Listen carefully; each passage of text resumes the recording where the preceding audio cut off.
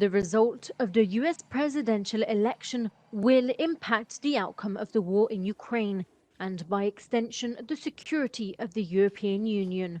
While Donald Trump claims he could negotiate a peace deal between Kyiv and Moscow in 24 hours, his return to the White House and isolationist stance suggests that Europeans might have to shoulder most of the support for Ukraine.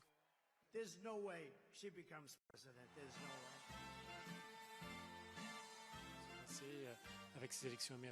If Trump wins the election, he just might say to Ukraine, the last batch of support that you got, well, that was the last batch.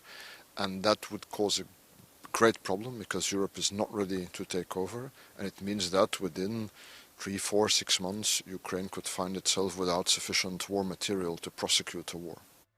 In contrast, even if US Vice President Kamala Harris has expressed firm support for Ukraine, Europeans will likely be called upon to strengthen their defense capabilities. I assume that even if Harris wins the elections, that she will say to the European allies, this is your problem in the end, and you will have to take over the burden of militarily supporting Ukraine. But I assume Harris will leave us time. She will do so gradually. Regardless of the US election outcome, the European Union is expected to maintain its support for Kyiv, but it will likely need to reevaluate their priorities and strategy. The question is, what is in the end our strategy? And the last European Council said, we will support Ukraine for as long as it takes, as intensely as it takes, until the liberation of all of its territory. But do our military and political leaders really believe that? If so, they should give a lot more arms and ammunition.